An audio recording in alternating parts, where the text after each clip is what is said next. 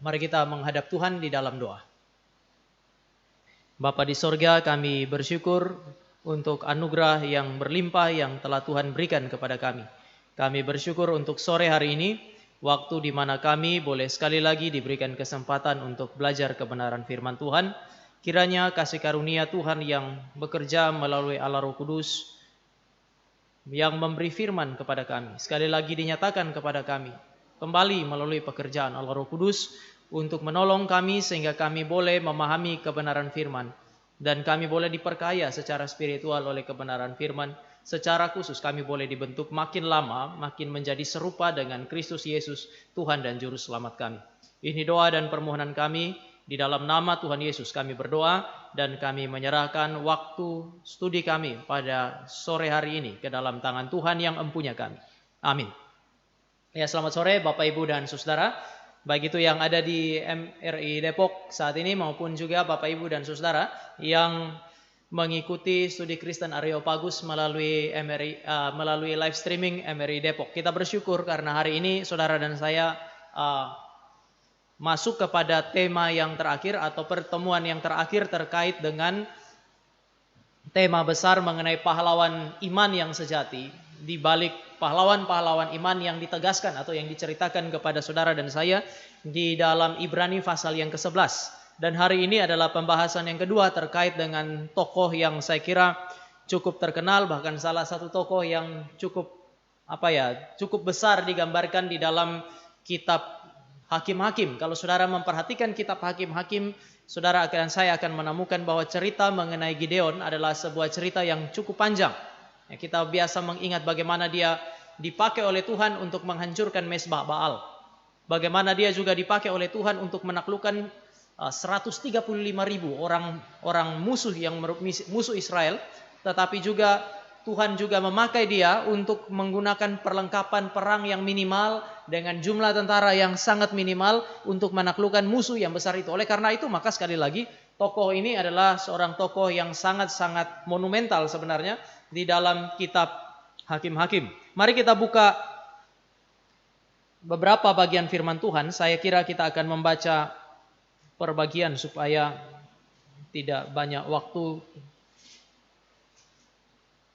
Ya, mari kita baca. Pertama-tama saya akan membaca ayat yang ke-25 pasal 6. Sekali lagi, pasal 6 ayat 25. Minggu yang lalu saudara dan saya membaca sampai dengan ayat yang ke-24. Saya akan membaca pasal yang ke-6 ayat 25 sampai dengan ayat yang ke-40 terlebih dahulu. Pada malam itu juga Tuhan berfirman kepadanya, ambillah seekor lembu jantan kepunyaan ayahmu, yakni lembu jantan yang kedua berumur 7 tahun. Runtuhkanlah mezbah Baal kepunyaan ayahmu dan tebanglah tiang berhala yang di dekatnya. Kemudian didirikanlah mezbah bagi Tuhan Allahmu di atas kubu pertahanan ini dan disusun baik. Lalu ambillah lembu jantan yang kedua dan persembahkanlah korban bakaran dengan kayu tiang berhala yang akan kau tebang itu. Kemudian Gideon membawa 10 orang hambanya dan diperbuatnya seperti yang difirmankan Tuhan kepadanya. Tetapi karena ia takut kepada kaum keluarganya dan kepada orang-orang kota itu untuk melakukannya hal itu pada waktu siang, maka dilakukannya lah pada waktu malam. Ketika orang-orang kota itu bangun pagi-pagi, tampaklah telah dirobohkan mezbah Baal itu. Telah ditebang tiang berhala yang di dekatnya dan telah dikorbankan lembu jantan yang kedua di atas mezbah yang didirikan itu. Berkatalah mereka seorang kepada yang lain, siapakah yang melakukan hal itu? Setelah diperiksa dan ditanya-tanya, maka kata orang, Gideon bin Yoas, dialah yang melakukan hal itu. Sesudah itu berkatalah orang-orang kota itu kepada Yoas, bawalah anakmu itu keluar, lalu dia harus mati karena ia telah merobohkan mezbah Baal dan karena ia telah menebang tiang berhala yang di dekatnya. Tetapi jawab Yoas kepada semua orang yang mengerumuninya itu, kamu mau berjuang membela Baal atau kamu mau menolong dia? Siapa yang berjuang membela Baal akan dihukum mati sebelum pagi. Jika Baal itu Allah, biarlah ia berjuang membela dirinya sendiri setelah mezbahnya dirobohkan orang. Dan pada hari itu diberikan oranglah nama Yerubbaal kepada Gideon, karena kata orang, biarlah Baal berjuang dengan dia setelah dirobohkannya mezbahnya itu. Seluruh orang Midian dan orang Amalek dan orang-orang dari sebelah timur telah berkumpul bersama-sama. Mereka telah menyeberang dan berkemah di lembah Yisrael. Pada waktu itu roh Tuhan menguasai Gideon. Ditiupnyalah sangkakala, orang-orang Abiezer dikerahkan untuk mengikuti dia. Juga dikirimnya pesan kepada seluruh suku Manasye, dan orang-orang ini pun dikerahkan untuk mengikuti dia. Dikirimnya pula pesan kepada suku Asyir, Sebulon dan Naftali, dan orang-orang ini pun maju untuk menggabungkan diri dengan mereka. Kemudian berkatalah Gideon kepada Allah, "Jika engkau mau menyelamatkan orang Israel dengan perantaraanku, seperti yang kau firmankan itu, maka aku membentangkan guntingan bulu domba di tempat penggirikan. Apabila hanya di atas guntingan bulu itu ada embun, tetapi seluruh tanah di situ tinggal kering, maka taulah aku bahwa engkau mau menyelamatkan orang Israel dengan perantaraanku seperti yang kau firmankan." Dan demikianlah terjadi, sebab keesokan harinya pagi-pagi ia bangun, dipulaslah guntingan bulu itu, dan diperasnya air embun dari guntingan bulu itu secawan penuh air. Lalu berkatalah Gideon kepada Allah, "Janganlah kiranya murkamu bangkit terhadap aku, apabila aku berkata lagi, sekali ini saja, biarkanlah aku satu kali lagi saja mengambil percobaan dengan guntingan bulu itu. Sekiranya yang kering hanya guntingan bulu itu, dan di atas seluruh tanah itu ada embun." Dan demikianlah diperbuat Allah pada malam itu, sebab hanya guntingan bulu itu yang kering, dan di atas seluruh tanah itu ada embun. Bapak, Ibu, dan Saudara yang kekasih di dalam Tuhan, sekali lagi ini adalah satu cerita yang menarik sebenarnya terkait dengan Gideon, orang yang sekali lagi saya sebut sebagai hakim yang besar. Dan oleh karena itu juga saudara dan saya melihat Ibrani pasal yang ke-11 menyebut orang ini sebagai orang yang cocok untuk disebut sebagai pahlawan iman. Nah, saya akan mulai mengajak saudara untuk melihat mengenai mengapa saudara dan saya bisa menyebut dia sebagai seorang yang cocok untuk disebut sebagai pahlawan iman di dalam Ibrani pasal yang ke-11. Iman yang sejati yang dimiliki oleh Gideon itu memiliki beberapa karakteristik yang unik dan juga kemudian dinyatakan melalui seluruh cerita di dalam pasal 6 sampai dengan pasal yang ke-8. Saya mau mulai dengan yang pertama, yaitu iman yang sejati mendorong Gideon untuk memberi respon yang tepat dan segera. Saya biasa menggunakan kata respon yang tepat di sini dan sekarang. Dia tidak menunda-nunda untuk kemudian memberi respons kepada Allah.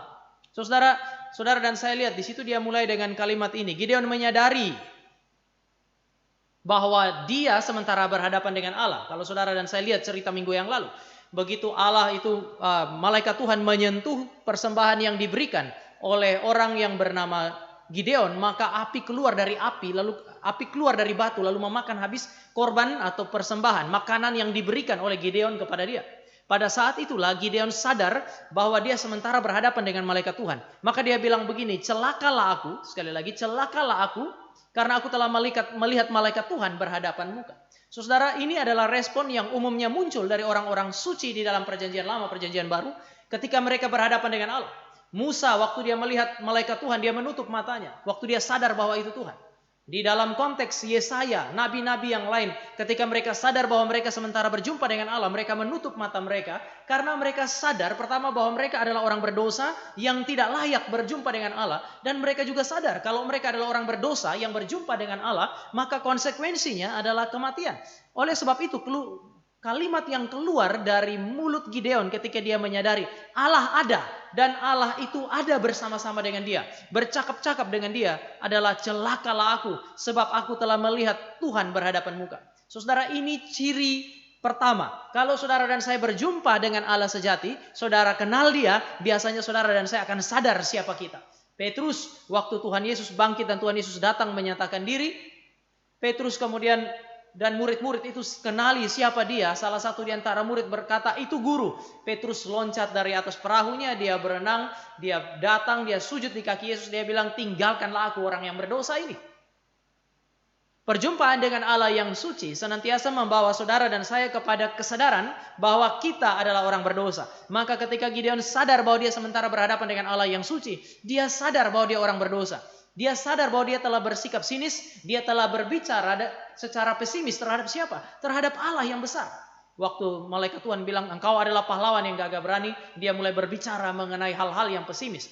Menolak berkali-kali panggilan Tuhan untuk dia. Percakapan kemarin kita bahas minggu yang lalu melewati 3 fase yang isinya adalah negatif semuanya. Sekarang dia sadar siapa Tuhan. Dia sadar juga siapa dirinya di hadapan Tuhan. Kemudian apa yang dia kerjakan setelah dia sadar bahwa dia sementara berhadapan dengan Tuhan? Pertama yang dikerjakannya adalah dia mendirikan mezbah bagi Tuhan dan kemudian menamai mezbah itu Tuhan itu keselamatan. Mengapa dia menamai Tuhan itu keselamatan? Karena dia tahu bahwa seharusnya dia mati. Tetapi Tuhan berkata kepada Gideon, selamatlah engkau. Engkau tetap selamat karena aku mau memakai engkau. Maka dia kemudian mendirikan mezbah bagi Tuhan dan menamakan mezbah itu sebagai Tuhan itu keselamatan. Saudara, mezbah dari kata misbeah merupakan tempat untuk memberikan korban persembahan. Untuk apa? Untuk memperingati sebuah peristiwa yang berkaitan dengan Tuhan. Jadi kalau orang berjumpa dengan Tuhan, seperti Abraham berjumpa dengan Tuhan, Yakub berjumpa dengan Tuhan, orang-orang dalam perjanjian lama ketika mereka berjumpa dengan Tuhan, mereka mengingat peristiwa itu dengan apa? Mendirikan mezbah. Dan kadang-kadang mereka kemudian menyembelih korban di sana. Tetapi mezbah biasa didirikan untuk mengingat perjumpaan dengan Allah dalam peristiwa-peristiwa yang tertentu. Dalam konteks Gideon, saudara dan saya melihat hal ini, yaitu dia mendirikan mezbah itu untuk satu tujuan, mensyukuri perbuatan Allah. Tuhan adalah keselamatan. Untuk mengingat perjumpaan dia dengan Tuhan, panggilan Tuhan bagi dia, tetapi sekaligus menunjukkan ucapan syukur yang sangat besar oleh karena Allah telah menyelamatkan dia. Sekaligus juga mungkin itu adalah pengharapan Gideon bahwa Allah akan segera menyelamatkan Israel melalui dia. Tetapi yang saya mau ajak saudara lihat adalah sebenarnya di dalam konteks hari itu ketika Gideon mendirikan mezbah, mezbah kan sudah tidak diperlukan lagi. Sekali lagi, mezbah sudah tidak diperlukan lagi karena di dalam pasal sebelumnya, dalam ayat sebelumnya, ayat 21, korban sudah diberikan. Maka sebenarnya mezbah yang didirikan oleh Gideon menurut saya itu tidak didirikan, sekali lagi tidak didirikan untuk mempersembahkan korban. Lalu untuk apa? Mezbah yang dia bangun adalah sebuah mezbah yang berfungsi sebagai batu peringatan. Sekali lagi, mezbah yang dibangunnya adalah sebuah batu peringatan. Ini mirip dengan peristiwa di dalam kehidupan orang Israel waktu mereka menyeberangi sungai Yordan. Allah membelah sungai Yordan menjadi 2. Waktu mereka sudah menyeberang semuanya, kemudian Allah berkata, sebelum kamu selesai, sekarang pilihlah orang-orang muda yang kuat dari 12 suku Israel itu, dan biarlah mereka menyusun batu di tengah-tengah sungai Yordan. Mereka susun batu seperti mezbah di situ. Kemudian mereka pergi, lalu sungai Yordan menutup air itu. Air sungai Yordan menutup batu-batu itu. Fungsinya apa? Fungsinya adalah sebagai batu peringatan. Tempat yang membuat mereka akan selalu ingat kepada Allah. Pada saat air sungai Yordan kering dan kemudian mereka yang ada di sekitar sungai Yordan itu mulai bergumul oleh karena debit air yang terus berkurang. Waktu mereka datang dan memantau sungai Yordan, mereka akan melihat 12 batu itu dan mereka akan ingat kepada Allah yang maha besar yang telah membelah sungai Yordan, dan kemudian mereka punya pengharapan. Itu adalah sebuah batu yang berfungsi, tumpukan batu yang berfungsi sebagai peringatan bagi orang Israel. Nah, hal yang samalah yang dikerjakan oleh orang yang bernama Gideon. Gideon mendirikan mezbah itu. Fungsinya untuk apa? Untuk memberi peringatan, mengingatkan Gideon kepada apa? Kepada penyataan diri Allah dan janji Allah. Sewaktu-waktu, kalau dia masuk ke dalam peperangan, kalau dia memimpin bangsa Israel, dan kemudian dia mendapati apa yang disebut sebagai spirit of discouragement. Ada hal-hal yang membuat semangat di dalam dirinya dia, atau yang membuat api yang ada di dalam hatinya dia itu meredup, dia menjadi takut, dia menjadi khawatir, maka mezbah ini akan mengingatkan Gideon. Sekali lagi, dengan melihat mezbah itu, dia akan diingatkan kepada apa? Kepada penyataan diri Allah. Allah yang menyatakan diri kepada dia dan berjanji akan menyelamatkan Israel melalui dia. Mezbah ini juga mengingatkan Gideon kepada apa? Kepada karya keselamatan Allah, anugerah Allah yang diberikan kepada dia. Sebelumnya dia menolak Allah. Sebelumnya dia menolak apa yang diperintahkan oleh Allah. Dia menolak panggilan Allah. Tetapi waktu Allah menyatakan diri dan dia sadar bahwa dia berhadapan dengan Allah, dia harusnya mati. Allah bilang, selamatlah engkau. Berbicara mengenai anugerah Allah yang telah diberikan kepada dia. Dan kemudian ini juga mengingatkan Gideon kepada apa? Kepada panggilan Allah kepadanya. Allah memanggil dia. Allah kemudian mengutus dia. Maka sekali lagi, ini adalah mezbah yang didirikan untuk mengingat kasih karunia Tuhan. Kalau saudara mau kaitkan dengan poin ini, respon yang tepat, saya mulai dengan menunjukkan kepada saudara bahwa ya dia mulai dengan mendirikan mezbah. Apa maksud pendirian mezbah ini? Adalah sebagai sebuah peringatan. Peringatan yang dikerjakan oleh orang yang bernama Gideon untuk menandai keputusan untuk mengikuti panggilan Tuhan. Dengan dia mendirikan mezbah itu, dia bukan hanya mau mengingat sekali lagi mengenai penyataan diri Allah, janji Allah. Bukan hanya mau ingat kepada anugerah Allah. Bukan hanya mau ingat mengenai panggilan Allah kepada dirinya. Tetapi itu adalah sebuah mezbah yang didirikan untuk apa? Untuk menandai keputusan untuk mengikuti panggilan Allah. Ini berarti dia sudah dengan bulat memutuskan untuk menggenapi apa yang Allah rencanakan di dalam hidupnya. Maka mezbah itu bukan dipakai untuk mempersembahkan korban yang mati. Karena korban yang mati sudah dipersembahkan dalam ayat 21.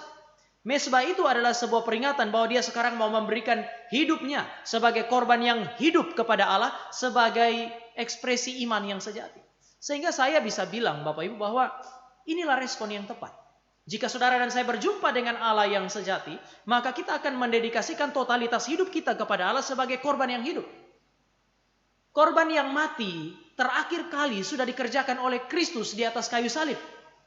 Itu korban yang mati mencurahkan darahnya. Sudah selesai.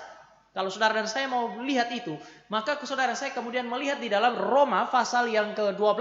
Di situ dia bilang, persembahkanlah tubuhmu sebagai persembahan yang hidup dan yang berkenan kepada Allah. Maka yang Allah tuntut sebenarnya bukan korban yang mati, tetapi korban yang hidup. Oleh sebab itu, maka saudara dan saya menemukan di dalam perjanjian lama, Tuhan juga bilang, bukan korban persembahan yang aku minta daripadamu. Bukan itu. Tetapi yang aku minta adalah kamu melakukan ini dan itu.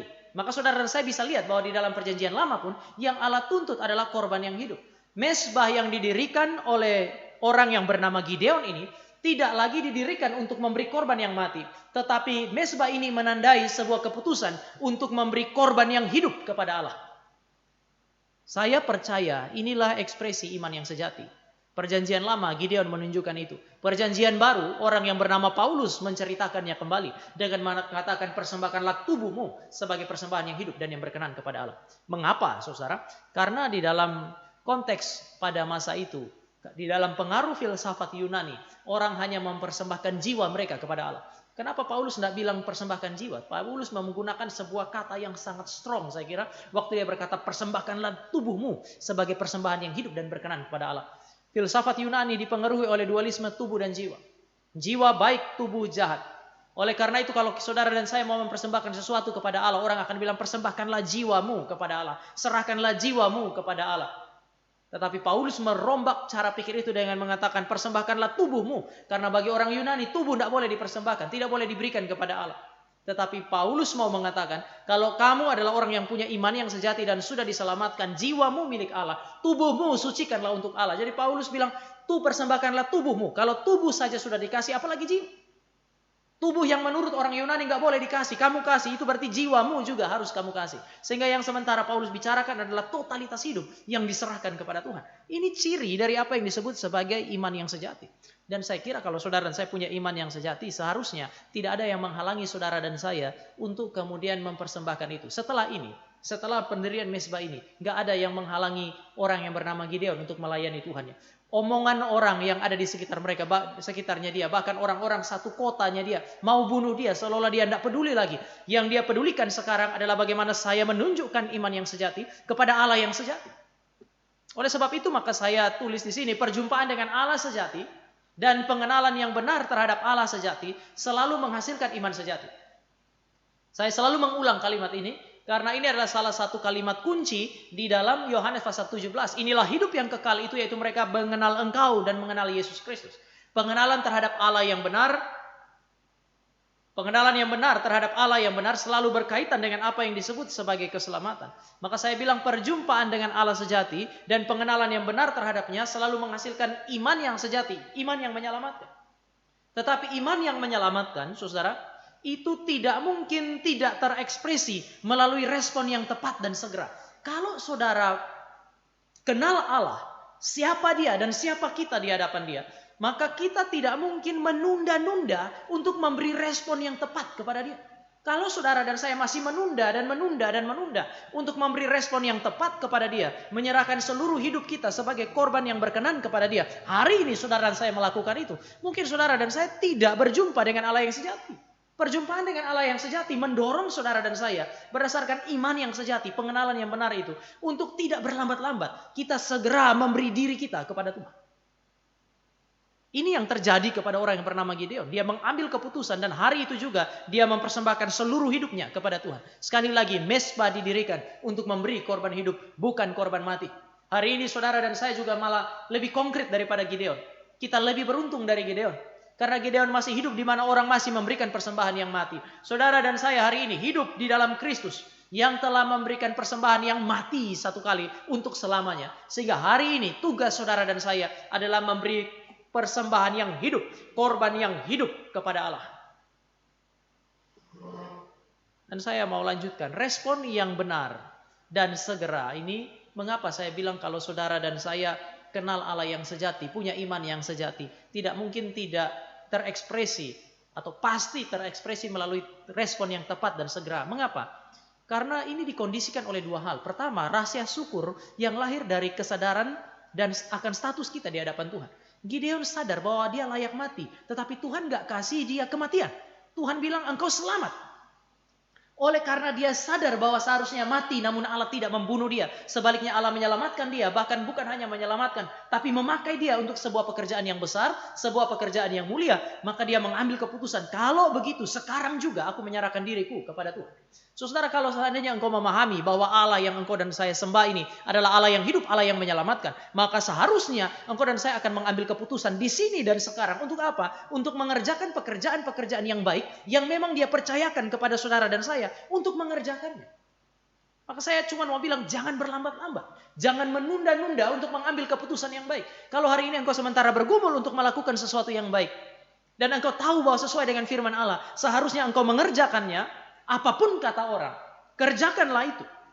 Kenapa? Karena Allah yang telah menebus dan menyelamatkan engkau adalah Allah yang menebus dan menyelamatkan untuk memakai engkau melakukan pekerjaan-pekerjaan baik yang dia siapkan. Efesus pasal 2 ayat yang ke-10.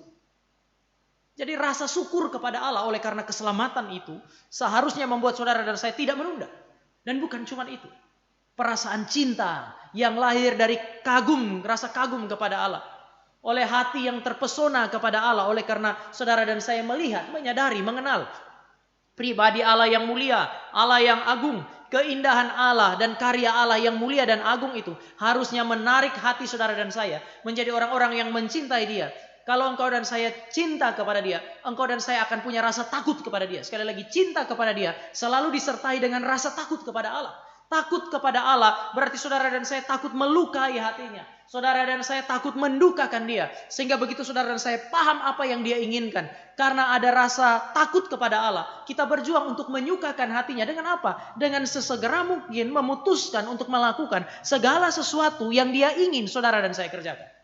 Keputusan di sini dan sekarang. Maka saya bilang salah satu ciri iman yang sejati adalah respon yang tepat.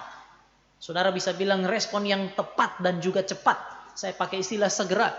Here and now, di sini dan sekarang. Kalau saudara dan saya jumpa dengan Allah sejati, seharusnya sedemikian. Memang kita yang sudah jumpa dengan Allah yang sejati, menikmati banyak anugerah Allah, seringkali menyia-nyiakan anugerah Tuhan. Tetapi saya kira ini adalah firman Tuhan yang bisa memanggil saudara dan saya, mengingatkan saudara dan saya sekali lagi untuk apa? Ya mari kita mempersembahkan hidup kita kepada Tuhan. Mari kita menyerahkan diri kita kepada Tuhan. Supaya saudara dan saya punya hidup menjadi hidup yang betul-betul mengekspresikan iman yang sejati. Ini ciri yang pertama dari Gideon. Respon di sini dan sekarang. Respon yang cepat dan tepat setelah dia kenal siapa Tuhannya. Yang kedua, iman yang sejati membawa Gideon untuk ke dalam apa yang disebut sebagai peperangan secara spiritual. Sekali lagi, iman yang sejati membuat Gideon mempersembahkan hidup kepada Tuhan. Tetapi karena dia mau mempersembahkan hidup kepada Tuhan, maka secara otomatis dia akan masuk ke dalam peperangan secara spiritual yang dipakai oleh Allah untuk memurnikan hidupnya. Sekali lagi, Tuhan pimpin dia melalui iman yang sejati untuk apa? Untuk mendedikasikan hidup kepada Tuhan. Pada saat dia mendedikasikan hidup kepada Tuhan, secara otomatis dia akan masuk ke dalam peperangan-peperangan spiritual. Dan melalui peperangan-peperangan spiritual Tuhan memurnikan hidupnya dia. Saudara, ketika Tuhan panggil dia untuk menjadi pemimpin bagi Israel melawan Midian, Amori dan bangsa-bangsa yang ada di timur, itu berarti Allah memanggil Gideon sebagai pemimpin, bukan hanya pemimpin politik tetapi juga pemimpin secara spiritual. Saya sudah kasih hint di dalam pertemuan minggu yang lalu bahwa yang namanya pemimpin politik hari itu adalah pemimpin spiritual. Sehingga kalau dia berperang secara politik, memimpin Israel berperang secara politik, dia adalah seorang pemimpin juga secara spiritual. Maka kalau dikatakan Allah memanggil Gideon di dalam konteks hari itu, saudara dan saya tidak boleh membaca ini hanya semata-mata sebagai panggilan untuk berperang secara fisik, tetapi ini adalah sebuah panggilan untuk masuk di dalam peperangan secara spiritual. Karena hari itu, perang antar bangsa adalah perang antar Allah. Maka saya tulis di situ, panggilan Gideon adalah pembaruan spiritual dan pembebasan politik bagi Israel. Saudara ingat bahwa Israel dihukum karena apa? Israel dihukum karena mereka mengkhianati Allah. Mereka menyembah Baal. Saudara bisa lihat pasal 6 ayat ke-7. Nabi Allah diutus di sana dan mengatakan, kamu dihukum oleh karena kamu menyembah Baal. Maka kalau seandainya Allah mengutus Gideon hari itu untuk bukan hanya sekedar untuk membebaskan Israel dari hukuman Allah, tetapi mengembalikan Israel kepada Allah. Apa gunanya mereka dibebaskan dari hukuman kalau mereka tidak dibawa kembali kepada Allah? Maka tanggung jawab utama seorang hakim adalah membebaskan bangsa Israel dari tekanan politik sekaligus membawa mereka kembali kepada Allah. Dan menarik, bagi Allah, Gideon harus memulai kepemimpinannya bukan dengan peperangan secara fisik, tetapi dimulai dengan peperangan secara spiritual. Saudara perhatikan kalimat yang digunakan di dalam ayat yang ke-6. Setelah Allah menyatakan diri, Gideon mendirikan mezbah, Gideon sudah ambil keputusan. Sekali lagi, sudah ambil keputusan untuk kemudian menyerahkan totalitas hidupnya. Langsung dikatakan pada malam itu juga. Saudara, mengapa saudara dan saya tidak boleh menunda? Karena Allah kita juga Allah yang tidak pernah menunda-nunda. Sekali lagi, jangan menunda-nunda karena ini cara kerja Tuhan kita. Tuhan kita bukan Tuhan yang menunda-nunda. Begitu waktunya tepat, dia akan langsung suruh orang itu berjalan. Demikian juga orang yang bernama Gideon ketika berhadapan dengan Tuhan. Hari itu dia serahkan diri kepada Tuhan. Malam itu juga Tuhan kasih perintah. Dan perintah itu adalah sebuah perintah yang berisiko. Sekali lagi, perintah yang berisiko. Pertama dia bilang, hancurkanlah mezbah Baal. Mezbah Baal milik ayahmu. Itu seolah-olah itu adalah properti, sebuah properti keluarga, properti yang personal sekali. Tetapi ketika itu menggerakkan seluruh kota, sekali lagi menggerakkan seluruh kota, berarti itu adalah mungkin situs atau situs penyembahan seluruh kota hari itu, atau paling tidak orang-orang di sekitar situ adalah orang-orang penyembah Baal. Tetapi Tuhan bilang pergi dan hancurkan mezbah Baal itu. Dan ini adalah sebuah tindakan yang berani, saudara. Kenapa? Karena Baal itu dianggap lebih superior dari Yahweh. Kenapa? Tadi saya bilang perang antar Allah ini. Kalau Midian, Amori ini menaklukkan Israel, maka dalam alam pikir orang, worldview orang hari itu, ya berarti Baal ini lebih superior daripada Yahweh. Tetapi Yahweh bilang kepada orang yang bernama Gideon ini, pergi dan hancurkan itu. Kalau seandainya pergi dan menghancurkan Allah yang lebih kecil, nggak masalah. Tapi ini melawan Allah yang dianggap Allah yang besar yang menaklukkan Yahweh. Ini mengerikan. Sehingga sebenarnya ini adalah sebuah peperangan spiritual.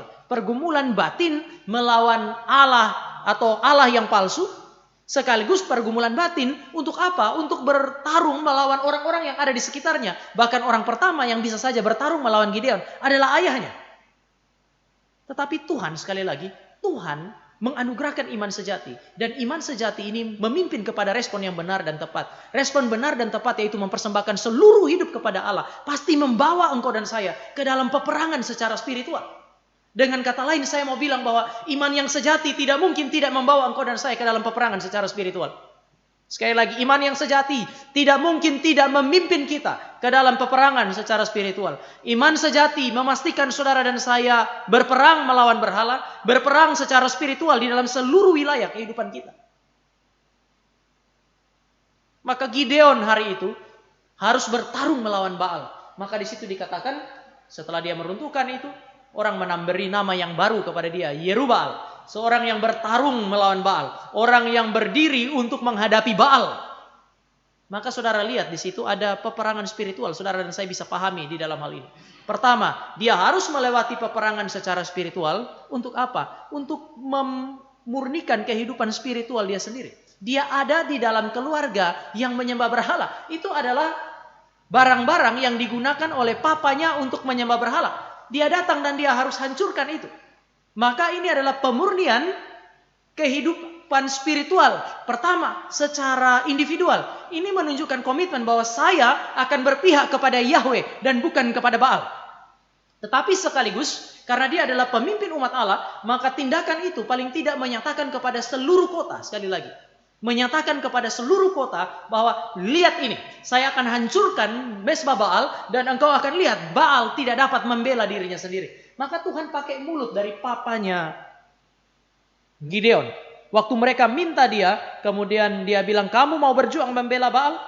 Kalau dia Allah, kamu nggak perlu bela dia. Dia sanggup untuk membela diri. Kalau dia Allah yang hidup, dia sanggup untuk membela dirinya. Dia yang akan bunuh Gideon, bukan kamu.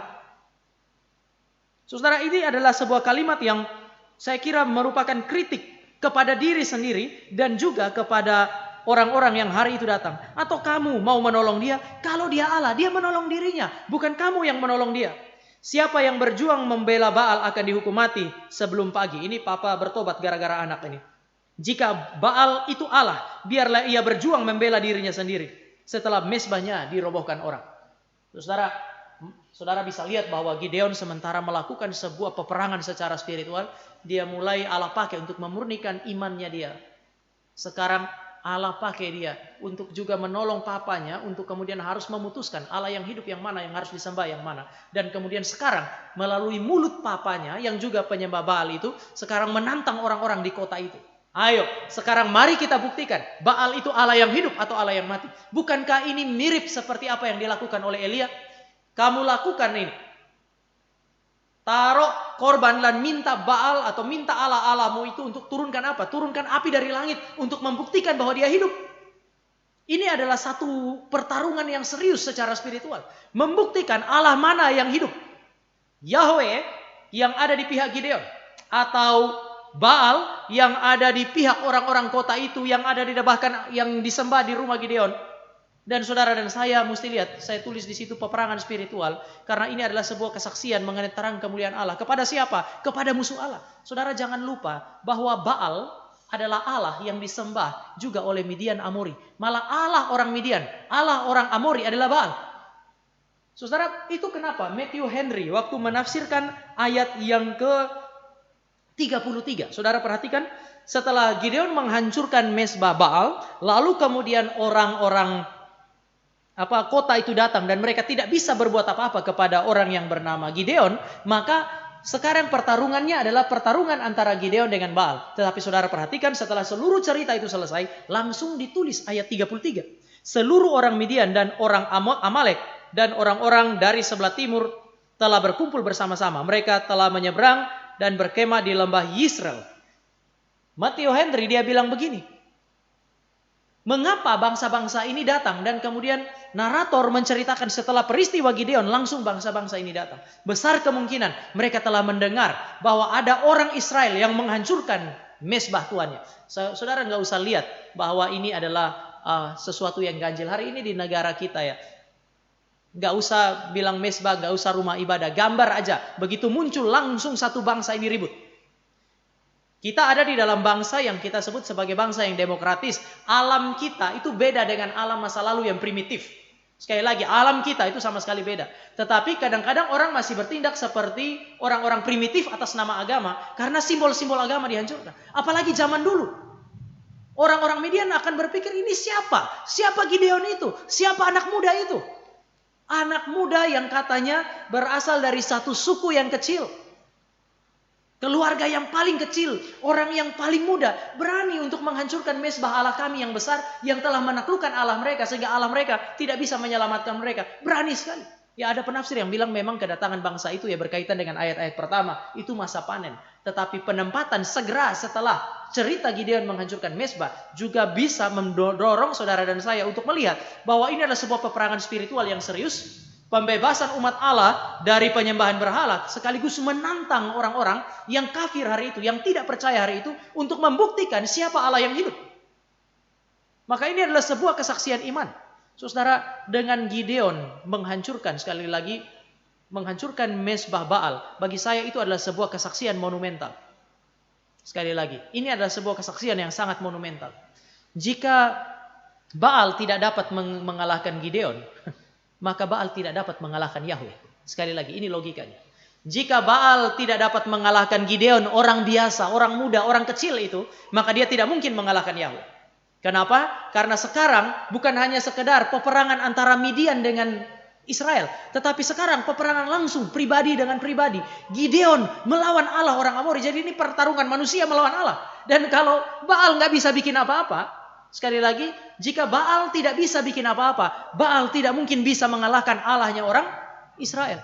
Nah, maka ini akan menjadi refleksi bagi banyak orang. Pertama, refleksi bagi Israel. Kalau Baal tidak bisa membunuh Gideon, sekali lagi, jika Baal tidak bisa membunuh Gideon, mengapa orang Midian bisa mengalahkan Israel yang Tuhannya namanya Yahweh? Mengalahkan Gideon aja nggak bisa, kok bisa mengalahkan Yahweh? Sekali lagi, karena konteksnya adalah perang melawan Allah. Kok bisa ya mengalahkan manusia kecil? Kami bisa bunuh Gideon. Masa sih Baal nggak bisa bunuh Gideon? Tapi ternyata Baal nggak bisa bunuh Gideon. Berarti Baal ini terlalu lemah. Pertanyaannya sekarang adalah, kenapa Allah kami yang perkasa? Saudara lihat dalam pasal 6 ayat 7, Allah mengatakan, aku yang membawa engkau keluar dari Mesir, menyeberangi Laut Tebrau, menceritakan perbuatan-perbuatan Allah yang besar. Itu juga yang Gideon dengar. Bicara mengenai Allah Israel adalah Allah yang perkasa. Kalau Gideon melawan Allah yang perkasa, matilah dia. Tetapi kalau Allah memberi anugerah kepada Gideon, sehingga Gideon bisa melawan Baal, dan Baal tidak bisa melawan Gideon, berarti Allah Yahweh lebih besar daripada Baal. Tetapi kenapa? Mengapa kami Israel yang menyembah Allah yang lebih besar, Allah yang hidup, Allah yang mulia lebih dari Baal itu, sekarang ditaklukkan oleh Midian? Mereka harus berefleksi. Dan dengan demikian, melalui refleksi itu, mereka harus sadar bahwa perkataan Nabi ayat 7-10 adalah kebenaran. Aku membiarkan kamu ditaklukkan oleh Midian karena kamu menyembah Allah bangsa itu. Justru karena kamu bersalah, kamu tidak ada di pihakku, kamu tidak berperang bersama dengan aku, maka aku menaklukkan kamu kepada Midian. Seandainya kamu berperang bersama aku, berdiri di tempat di mana aku ada, berjuang bersama-sama dengan aku, kamu akan menaklukkan Midian. Maka ini adalah bahan refleksi bagi Israel. Dan juga saudara, karena Gideon bertindak sedemikian, masuk ke dalam peperangan spiritual yang ditunjukkan oleh Allah. Kemenangan Gideon atas Baal, Baal tidak dapat berbuat apa-apa terhadap Gideon. Ini kemenangan Gideon atas Baal, membangkitkan semangat orang Israel untuk bergabung melawan dengan dia, melawan orang Midian bersama dengan dia. Saudara lihat pasal 6 ayat 35 tadi kita baca. Pada waktu itu, ayat mulai 34, roh Tuhan menguasai Gideon.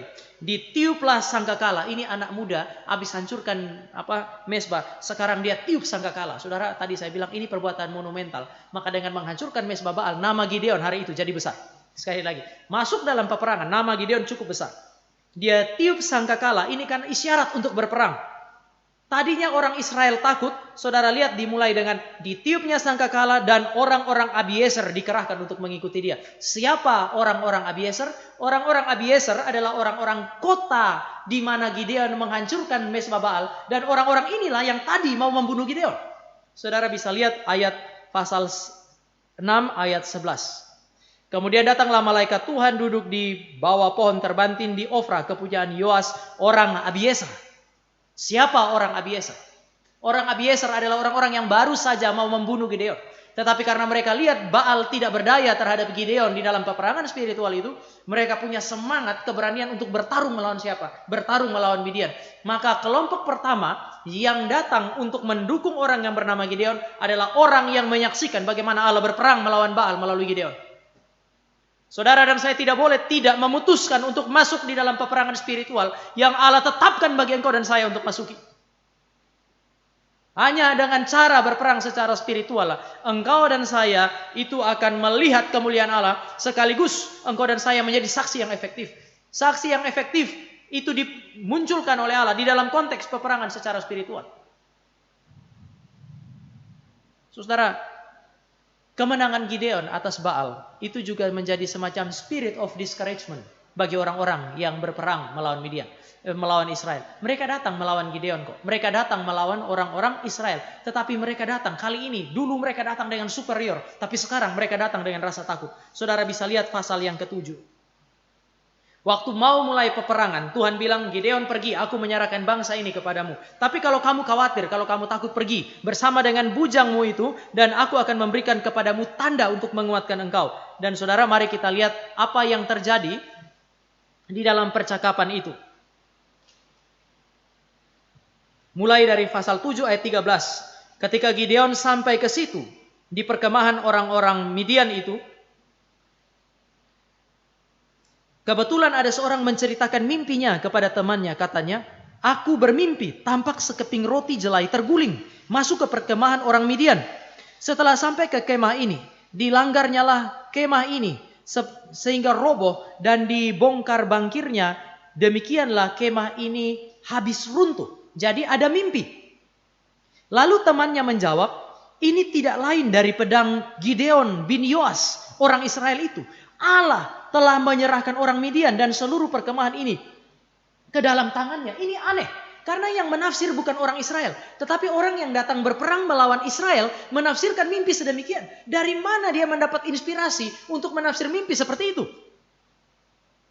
Saudara, cerita bahwa Gideon menaklukkan Baal yang membuat mereka itu harus begitu khawatir terhadap Gideon, orang muda yang bukan apa-apa itu. Saudara lihat ini. Peperangan secara spiritual masuk untuk apa? Harus dimasuki untuk menegur orang percaya dan orang percaya sadar mana Allah hidup, mana Allah mati. Ini juga sebuah kesaksian kepada bangsa-bangsa yang tidak mengenal Allah. Orang-orang yang tidak mengenal Allah. Mana Allah yang hidup, mana Allah yang mati. Dan inilah yang membuat kemudian musuh-musuh Israel begitu gentar kepada siapa? Kepada orang yang bernama Gideon. Perang belum dimulai, mereka sudah gentar. Mereka adalah sekumpulan orang yang banyak. Seperti belalang kalau saudara dan saya perhatikan waktu Gideon turun dan Gideon lihat banyak sekali orang-orang itu. Tetapi mereka cukup khawatir dengan satu orang yang kecil. Mengapa? Karena kegentaran itu bukan datang dari kapasitas manusia. Kegentaran terhadap Gideon datang dari penyertaan Allah. Pimpinan Tuhan. Dikatakan roh Allah mengurapi dia. Maka saya mau sampaikan beberapa kesimpulan mengenai poin ini. Yang pertama, iman yang sejati akan membawa saudara dan saya mengalami pembaruan dan pemurnian spiritual. Itu pasti. Tuhan tidak akan membiarkan saudara dan saya hari ini mendapatkan iman sejati dan diselamatkan. Lalu sampai mati kita punya iman itu begitu saja. Iman yang disebut sebagai benih iman itu adalah benih iman yang menyelamatkan. Namun iman itu harus bertumbuh. Kehidupan saudara dan saya secara spiritual harus terus mengalami apa yang disebut sebagai pemurnian. Tetapi kalau saudara dan saya mau mendapatkan pemurnian hidup, mendapatkan pembaruan secara spiritual, saudara dan saya tidak boleh menghindari yang namanya peperangan secara spiritual. Iman yang sejati memimpin saudara dan saya kepada pembaruan iman. Memimpin saudara dan saya kepada pertumbuhan iman. Memimpin saudara dan saya kepada pemurnian hidup secara spiritual. Namun semua itu hanya bisa dinikmati jika saudara dan saya melibatkan diri dalam peperangan secara spiritual. Sekali lagi, jika saudara dan saya melibatkan diri dalam peperangan secara spiritual. Dan ini menarik. Apa itu peperangan secara spiritual? Peperangan secara spiritual, saudara, itu tidak hanya dicapai dengan tidak menyembah Baal. Gideon tidak cukup hanya berkata, saya tidak akan menyembah Baal. Enggak. Waktu Gideon mendirikan mezbah bagi Allahnya, dia menyerahkan dirinya untuk dipakai oleh Allah. Dia tidak hanya cukup dengan mengatakan saya tidak menyembah Baal lagi seperti ayah saya. Tetapi itu harus dilanjutkan dengan tindakan berikutnya, yaitu menghancurkan mezbah Baal. Jadi iman sejati tidak membuat saudara dan saya pasif, hanya percaya saja kepada Allah atau tidak percaya kepada yang lain. Bagi saya ini pasif. Kita percaya kepada Allah dan tidak percaya kepada yang lain, lalu selesai di situ. Tidak cukup. Peperangan secara spiritual selalu ditindaklanjuti dengan tidak mempercayai Allah yang asing, Allah yang tidak benar, sekaligus tindakan untuk menghancurkan mezbah, penyembahan kepada Allah yang tidak benar. Ini selalu terjadi di dalam kehidupan umat percaya. Di Sikem, Yakub itu punya anak-anak bunuh penduduk Sikem. Lalu kemudian mereka ada dalam bahaya. Yakub datang berdoa kepada Tuhan, Tuhan bilang begini, aku akan menyelamatkan engkau, tetapi kamu tahu dalam rumahmu itu ada berhala-berhala. Oleh karena itu singkirkan semua itu.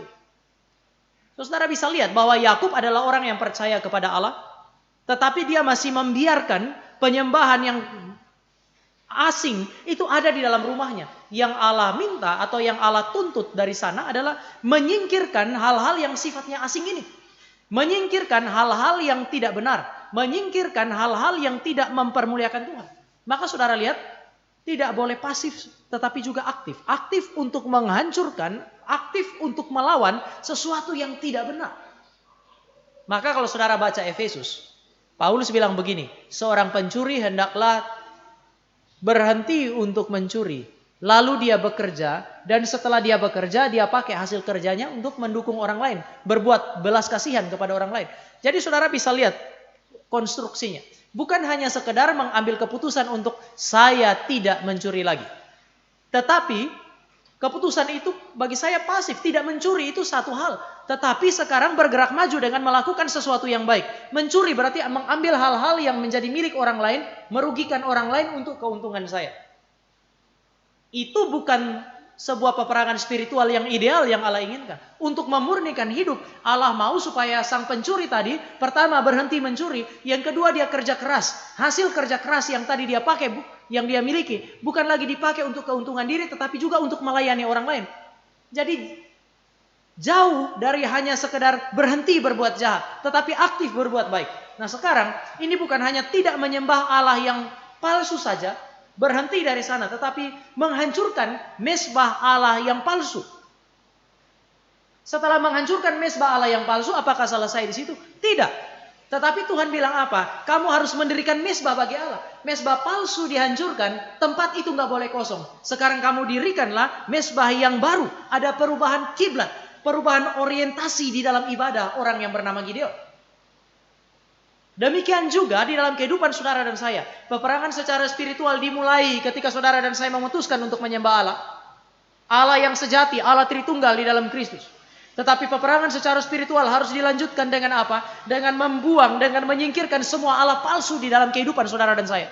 Setelah itu, saudara dan saya harus melanjutkannya dengan membangun mezbah bagi Allah di dalam kehidupan kita. Supaya apa? Supaya penyembahan kita, sekali lagi, penyembahan yang saudara dan saya lakukan diarahkan semata-mata kepada Allah. Tidak boleh ada semacam kekosongan di dalam kehidupan spiritual saudara dan saya. Saya tidak menyembah Allah asing, tetapi saya juga tidak datang dan beribadah kepada Allah yang benar. Tidak. Saudara dan saya bisa melihat ini yang terjadi dalam kehidupan Gideon. Sebuah peperangan secara spiritual untuk memurnikan iman saudara dan saya. Allah akan memimpin ke dalam peperangan secara spiritual. Maka kadang-kadang kita pikir, kenapa ya setelah saya percaya hidup kok jadi sulit? Pasti, setelah saudara diselamatkan, saudara ada di pihak Allah. Allah mau memurnikan iman, kok Allah akan utus ke dalam peperangan secara spiritual. Justru sebaliknya, setelah kita bilang kita percaya, hidup kita baik-baik saja, tidak ada masalah, semua aman-aman, tidak pernah ada tantangan secara spiritual. Justru itu aneh. Jangan-jangan saudara dan saya bukan umat Allah. Kalau kita umat Allah, Allah tuntun ke dalam peperangan secara spiritual. Yang saya mau katakan adalah kira-kira begini. Kalau saudara punya iman yang sejati, tidak usah juga cari-cari peperangan spiritual. Gak usah cari. Peperangan spiritual akan mendatangi Anda. Justru karena Anda punya iman yang sejati. Pertama, iblis mendatangi Anda. Yang kedua, Allah akan mengizinkan itu terjadi. Anda harus bertarung melawan iblis dan kaki tangannya. Allah akan izinkan itu terjadi. Kalau dia izinkan itu terjadi kepada Kristus anak tunggalnya, dia akan izinkan itu terjadi di dalam kehidupan saudara dan saya. Karena dengan itu, saudara bukan hanya mengatakan saya berpihak kepada Allah, tapi Anda menyatakan keberpihakan kepada Allah dengan bertarung melawan dia. Lalu Anda akan mendirikan mezbah bagi Allah di dalam kehidupan. Jadi, tidak ada iman sejati yang tidak membawa kita ke dalam peperangan spiritual. Karena tidak ada pertumbuhan spiritual, tidak ada pemurnian iman tanpa peperangan secara spiritual. Pemurnian melalui peperangan spiritual harus dimasuki dan dijalani umat Allah sejati. Karena ini adalah ketetapan Allah. Beberapa kali di mimbar ini saya bilang bahwa peperangan secara spiritual adalah kehendak Allah. Allah yang menetapkan. Aku mengadakan permusuhan antara engkau dengan perempuan ini, antara keturunanmu dengan keturunannya. Saudara lihat itu. Kata permusuhan pertama kali bukan keluar dari mulut manusia berdosa, tetapi keluar dari mulut Allah yang suci. Dan itu adalah peperangan antara Allah, umat Allah melawan Allah-Allah yang palsu dan kaki tangan yang dipakai untuk melawan Allah. Ini sebuah peperangan spiritual yang tidak boleh dihindari. Saudara dan saya harus masuk ke sana. Dan yang menarik adalah mezbah Allah didirikan di posisi di mana mezbah Allah yang dihancurkan Gideon itu berdiri. Jadi di mezbah itu dihancurkan, disitulah Gideon harus mendirikan mezbah ini. Apa maknanya bagi saudara dan saya? Tuhan mau tunjukkan kepada Gideon juga kepada saudara dan saya bahwa pemurnian yang Allah kerjakan itu dikerjakan dengan mendorong saya dan saudara masuk ke dalam peperangan spiritual, menyingkirkan Allah-Allah palsu, lalu kemudian menempatkan Allah yang sejati pada posisi yang seharusnya.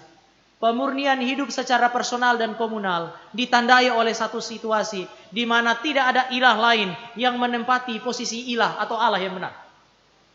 Kalau hati kita adalah milik Allah yang benar, maka semua yang ada di dalam hati kita yang menghalangi penyembahan kepada Allah yang sejati harus tersingkir. Tidak boleh ada yang ditempatkan pada posisi Allah. Posisi Allah hanya ditempati oleh Allah. Posisi Allah hanya boleh Allah yang duduk di sana, hanya boleh Allah yang berdiri di sana, hanya boleh Allah yang bertahta di sana. Semua yang lain harus tersingkir dari sana. Oleh karena itu Allah berkata, kalau kamu mengasihi dan mencintai sesuatu lebih daripada aku, kamu tidak layak untuk kerajaan Allah. Barang siapa mengasihi ayahnya, ibunya, keluarganya lebih daripada aku, dia tidak layak untuk kerajaan Allah. Kenapa? Karena tidak boleh ada apapun di dalam dunia ini yang berdiri, yang ditempatkan oleh saudara dan saya di posisi Allah. Saya kira ini sesuatu yang menarik. Hancurkan mezbah itu dan dirikan mezbah itu bagiku. Artinya itu tempat harusnya milikku. Itu tempat bukan milik Baal. Gideon, berjuanglah untuk aku. Hai pahlawan yang gagah berani, berdirilah dan berperanglah bagiku. Engkau harus mendirikan mezbah Allah di tempat yang seharusnya. Semua tempat yang dipakai untuk mezbah kafir, hancurkanlah itu. Ini peperangan spiritual yang seharusnya. Oleh sebab itu saya bilang di sini bahwa visi penentu hidup orang beriman. Yang namanya visi artinya tujuan yang mau kita capai. Saudara dan saya diarahkan oleh visi itu, penglihatan itu. Visi apa yang menggerakkan saudara dan saya? Satu visi ini. Tidak ada yang lain di posisi Allah sejati. Tadi saya bilang semua yang tempat yang menjadi milik Allah harus diserahkan kepada Allah. Diperjuangkan untuk Allah. Oleh sebab itu saya kira saudara dan saya perlu mengutip Abraham Kuyper. Abraham Kuyper bilang di dalam seluruh alam semesta ini, di dalam dunia ini, tidak ada satu inci yang Allah atau Yesus tidak berkata, itu milikku. Di dalam hidup saudara dan saya, tidak ada satu inci yang bukan milik Kristus. Di luar diri kita secara personal, tidak ada satu inci di dalam alam semesta ini yang bukan milik Kristus yang menciptakan. Oleh sebab itu, visi saudara dan saya adalah mengembalikan segala sesuatu yang menjadi milik Kristus kepada Kristus. Kalau semua tempat di dalam dunia ini adalah milik Kristus, segala sesuatu di dalam alam semesta ini dicipta untuk menyatakan kemuliaan Allah, maka perjuangan saudara dan saya sebagai gereja secara personal maupun secara komunal adalah menegakkan kemuliaan Allah di segala posisi yang seharusnya. Datanglah kerajaanmu, jadilah kehendakmu. Di mana? Di bumi seperti di sorga. Di bumi berarti di seluruh penjuru bumi. Tidak ada titik di mana kemuliaan Allah dan kerajaan Allah tidak menyatakan dirinya. Itu perjuangan engkau dan saya. Ini visi yang menggerakkan orang percaya. Maka Gideon sementara mengerjakan sesuatu yang begitu besar. Belum dimulai dengan peperangan secara fisik. Dia sudah mulai dengan peperangan secara spiritual. Saudara dan saya harus memasuki peperangan ini. Visi ini menyatakan kemuliaan Allah di segala tempat di mana Allah mempercayakan engkau dan saya hadir. Itu tidak boleh tidak ada. Tidak boleh tidak mengarahkan perjuangan hidup saudara dan saya.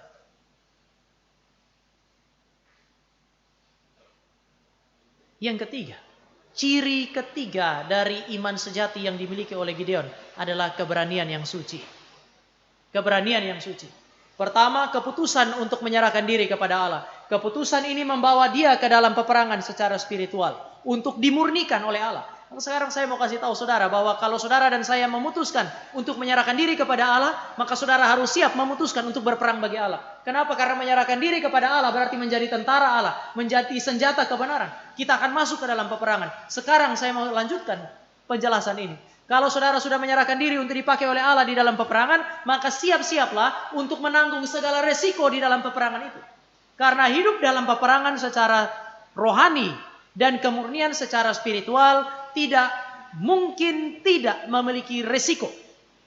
Tidak mungkin tidak melibatkan kerelaan untuk membayar harga yang saya sebut sebagai salib. Masuk ke dalam peperangan spiritual, hitung baik-baik. Masuk ke dalam peperangan secara spiritual, ada resikonya. Itu salib, itu penderitaan. Saudara, Gideon butuh keberanian besar untuk menanggung resiko. Pertama, meruntuhkan mesbah Baal, saya sudah jelaskan tadi, memprovokasi kemarahan orang-orang Abiezer. Nah, kalau dia hari itu adalah seorang pemimpin politik, dia butuh pendukung. Di mana-mana yang namanya pemimpin politik butuh dukungan politik. Seharusnya dia berjuang mengambil hati orang-orang Abiezer, orang-orang di kotanya dia. Karena ini adalah orang-orang yang kenal dia. Sebelum dia panggil Manasye yang lain, sebelum dia panggil suku-suku lain untuk kemudian mendukung dia. Seharusnya, sekali lagi, seharusnya Gideon mendapatkan simpati dari orang-orang kota itu, orang-orang Abiezer. Jadi dia harus ambil hati mereka. Kalau orang satu kota aja nggak percaya, bagaimana orang Israel? Ya kita sering bilang ya pada waktu kampanye dulu, ya kadang-kadang kita naif, kita bilang begini, itu calon pemimpin urus keluarga aja nggak bisa, tapi bagaimana mau urus bangsa ini? Ya saya pikir ya, kalau saudara mau pakai cara pikir ini kepada Gideon, kalau dia ditolak oleh orang-orang Abiezer, bagaimana dia bisa diterima oleh Israel? Oleh karena itu, maka saudara lihat logika di dalam ayat yang ke-33 sampai 35. Yang pertama digerakkan Tuhan untuk mengikuti Gideon adalah orang-orang Abiezer. Secara politik mau tidak mau, karena orang Israel akan lihat, ini yang kenal dia bagaimana, ikut dia atau tidak. Kalau orang-orang dekat aja nggak ikut, bagaimana kami? Nah persoalannya, meruntuhkan mesbah Baal itu memprovokasi kemarahan dari orang-orang Abiezer. Itu berarti dia berpotensi kehilangan dukungan terbesar secara politik. Orang yang paling mendukung dia mestinya orang-orang dekat. Tapi dengan menghancurkan mesbah itu, dia akan kehilangan dukungan orang-orang dekat. Ditambah lagi, sudah kehilangan dukungan orang dekat, membangkitkan musuh, yaitu orang Midian, orang Amori yang menyembah Baal. Wah ini tindakan berisiko sekali. Maka saya mesti bilang, ada keberanian untuk mengikuti Tuhan dan masuk dalam peperangan. Dan keberanian itu sekali lagi tampak, keberanian itu tampak juga di dalam keberanian untuk melawan 135.000 musuh. Ada keberanian untuk melawan 135.000 musuh bersama dengan 300 orang. Pertama kan dia bawa orang cukup banyak ini. Kemudian Tuhan saring 2 kali. Yang takut pulang. Yang pulang itu banyak sekali. Lalu kemudian tinggal 10.000. Mereka minum, lalu kemudian Tuhan bilang yang ambil air dengan tangan yang minum itulah yang kamu bawa. Lah, kalau seandainya 10.000 lalu kemudian yang minum dengan tangan itu 9.700, sisa 300 minum dengan lidahnya, langsung dengan lidahnya, itu kan enak gitu. Tetapi kemudian ternyata yang pakai tangan ini cuma 300 orang. Tuhan bilang, nah itu yang saya mau pakai untuk perang. Waduh, kalau saya Gideon saya juga pikir-pikir nih. Saudara ingat musuhnya 135.000. Ini 300 orang. Perlengkapannya apa? Ya kendi, isi obor. Saya kira saudara nggak akan perang pakai obor. Saudara hari ini perang, saudara akan pakai perlengkapan senjata dan senjata paling canggih. Maka saya bilang mereka perang 300 orang dengan kelengkapan yang minimal. Kalau kita nonton film Sparta itu, tentara-tentara Sparta itu, mereka 300 orang persis kayak Gideon, tapi senjata cukup lengkap. Ini bawa obor mau ngapain? Pecahin kendi demi Allah dan demi Gideon. Masa cuma modal itu? Tetapi saudara bisa lihat bahwa Gideon itu punya resiko untuk kalah. Jelas-jelas kalah kalau langsung hadap-hadapan muka. Malu, bahkan mati. Kalah, malu, mati. Itu sudah konsekuensi. Tetapi Gideon ambil konsekuensi ini. Ada semacam keberanian untuk bayar harga. Maka saya tulis lagi bahwa iman sejati dalam pembicaraan mengenai iman sejati dan kemudian keberanian orang percaya ini, iman sejati itu tidak meniadakan bahaya dan kesulitan. Kadang-kadang kita jadi orang yang naif. Saya akan ambil keputusan melayani Tuhan. Seolah-olah dengan mengambil keputusan ikut Tuhan, masuk ke dalam tempat-tempat yang paling berbahaya. Seolah-olah karena Tuhan hadir, maka tidak ada bahaya, tidak ada kesulitan. Nanti dulu. Sebaliknya ketika saudara memutuskan untuk memihak kepada Tuhan, hari itu saudara menempatkan diri dalam bahaya karena musuh terbesar kerajaan Allah langsung melihat Anda sebagai musuh. Maka iman sejati tidak meniadakan bahaya dan kesulitan yang menjadi konsekuensi tindakan iman yang berani untuk berperang secara spiritual. Kalau kita mau perang secara spiritual, mau jaga kemurnian iman kita, biasanya langsung ada konsekuensi. Saudara pergi ya, kalau saudara kerja di tempat yang tingkat korupsinya tinggi, lalu saudara jadi orang jujur, justru Anda menempatkan diri dalam resiko besar. Kalau Anda ikut-ikutan korupsi sama mereka, itu ikut-ikutan melakukan kejahatan bersama mereka, Anda punya hidup aman. Tetapi Anda punya kenyamanan hidup akan hilang. Anda akan mengalami kesulitan-kesulitan hidup. Jika apa? Jika saudara menempatkan diri dalam posisi sulit, dengan apa? Dengan berperang melawan mereka secara spiritual dan menjaga kemurnian iman. Jadi kita mesti akui fakta ini. Iman sejati tidak meniadakan bahaya dan kesulitan. Nggak ada itu. Iman sejati memastikan saudara dan saya masuk peperangan, menjaga kemurnian iman kita, dan oleh karena itu ada bahaya, ada kesulitan yang harus dihadapi. Iman sejati memberi keberanian untuk menanggung resiko. Jadi dia tidak menyingkirkan bahaya, tidak menyingkirkan kesulitan. Tetapi iman sejati pasti memberi keberanian untuk menanggung resiko, memberi kerelaan untuk memikul salib yang menjadi konsekuensi peperangan rohani. Ini ciri iman sejati. Tidak meniadakan kesulitan, tetapi memberi kerelaan. Aneh saja kalau saudara melayani alami kesulitan, lalu saudara mundur dengan berbagai macam alasan. Saudara menolak karena dengan berbagai macam alasan. Saya kira tidak. Saudara akan masuk ke dalam peperangan itu. Saudara akan menanggung konsekuensinya. Karena iman yang sejati tidak meniadakan kesulitan, tetapi memberi sekali lagi keberanian, kerelaan untuk menanggung resiko dan salib. Apakah tidak ada ketakutan? Apakah iman sejati meniadakan ketakutan? Mari baca pasal 6 ayat 27. Kemudian Gideon setelah mendapat perintah, kemudian Gideon membawa 10 orang hambanya, diperbuatnya seperti yang difirmankan Tuhan kepadanya. Jadi dia pergi. Dia lakukan itu. Tetapi karena ia takut kepada kaum keluarganya. Iman tidak meniadakan rasa takut. Dia takut. Sekarang saudara lihat pasal yang ke-7. Ayat 9 sampai 11. Atau saya mulai ayat pasal 7 ayat 7. Lalu berfirmanlah Tuhan kepada Gideon, dengan 300 orang yang menghirup itu akan kuselamatkan kamu. Aku akan menyerahkan orang Midian ke dalam tanganmu. Tetapi yang lain dari rakyat itu semuanya boleh pergi masing-masing ke tempat kediamannya. Dengan 300 orang itu akan kuselamatkan kamu. Aku akan menyerahkan orang Midian. Dari rakyat itu mereka mengambil bekal dan sangkakala. Demikianlah seluruh orang Israel disuruhnya pergi masing-masing ke kemahnya. Tetapi 300 orang itu ditahannya. Adapun perkemahan orang Midian ada di bawahnya di lembah. Pada malam itu berfirmanlah Tuhan kepadanya, bangunlah, turunlah menyerbu ke perkemahan itu, sebab telah kuserahkan itu ke dalam tanganmu. Jadi Tuhan 2 kali mengatakan, aku sudah menyerahkan mereka ke dalam tanganmu. Tetapi dengan 300 orang.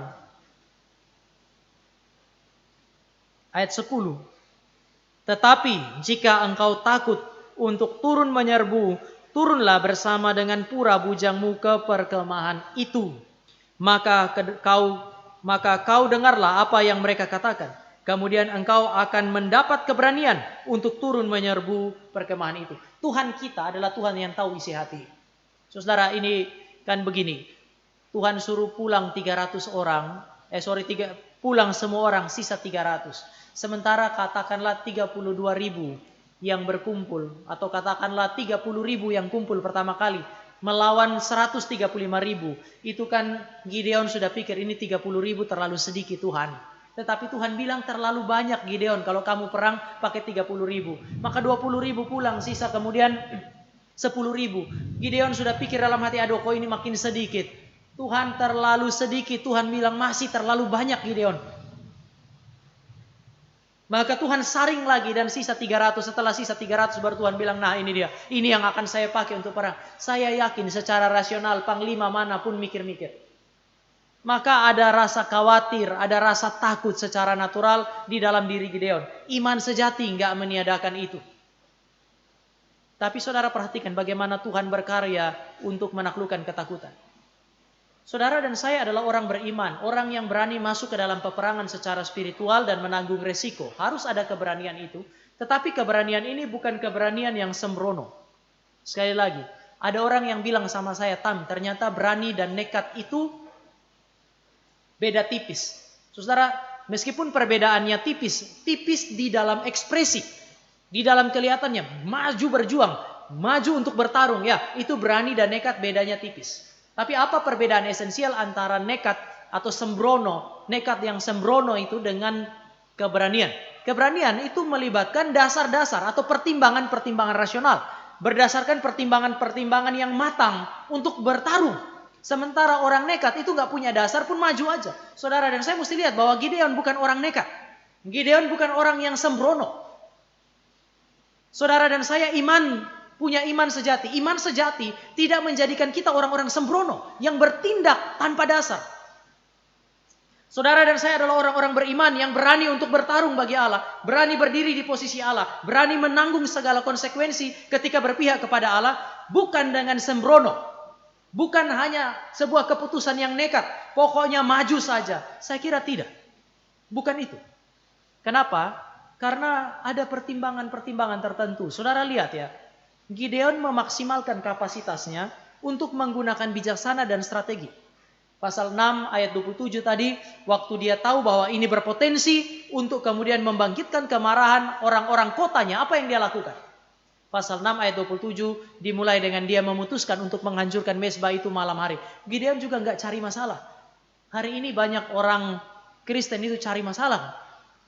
Karena semangat penginjilan, mari kita sekarang hari ini saya ingin menginjili. Karena saya yakin penginjilan adalah perintah Tuhan. Karena saya yakin Tuhan menyertai orang yang menginjili. Saya akan pergi. Hari ini orang lagi ibadah di tempat ibadahnya dia. Yang bukan Kristen. Saya masuk ke situ. Lalu saya teriak-teriak memberitakan Injil. Ini sebuah kebodohan. Gideon yang dipimpin oleh Tuhan. Dan Tuhan bicara langsung kepada dia. Masih bertindak dengan bijaksana. Sangat berhati-hati. Dia malam hari baru dia hancurkan mezbah itu. Dia tahu ada risiko. Dan dia tahu orang bisa tahu siapa yang akan melakukan itu. Yang telah melakukan itu. Tetapi dia masih tetap bertindak secara berhati-hati. Tuhan kasih kapasitas akal budi. Tuhan kasih kapasitas yang banyak dalam kehidupan saudara dan saya. Saudara dan saya bisa memanfaatkan itu. Kenapa? Karena Tuhan memberi perintah kepada saudara dan saya. Saudara dan saya punya tanggung jawab juga. Perintah itu diperintahkan bukan untuk ditaati dengan buta. Tetapi saudara dan saya diperintahkan untuk bertanggung jawab ketika melaksanakan perintah itu. Maka seluruh kapasitas termasuk kapasitas rasional itu digunakan. Kalau saudara lihat di dalam pasal 7 ayat 16, Gideon punya strategi juga di dalam peperangan. Dia bagi 300 orang itu dalam beberapa pasukan. Saudara menemukan penggunaan strategi. Bukan setelah dia dengar inilah Gideon yang akan menghancurkan kita, langsung dia bilang ayo mari kita 300 orang kita terobos. Lalu mereka 300 orang itu masuk ke tengah-tengah, 135.000 lalu perang. Itu film kungfu. Ini bukan film ini yang saudara dan saya sementara saksikan. Saudara dan saya sementara membaca mengenai sebuah tindakan bijaksana yang lahir dari iman yang sejati. Iman sejati justru memberi saudara dan saya pertimbangan-pertimbangan yang matang di dalam keputusan-keputusan kita. Tetapi mungkin kita juga tetap bisa bilang bahwa itu bukan hal utama. Iman sejati tidak bergantung kepada strategi dan kapasitas. Harus ada strategi, harus ada kapasitas. Tetapi saudara dan saya harus punya fondasi yang lebih kuat dari itu, yaitu penyertaan Tuhan.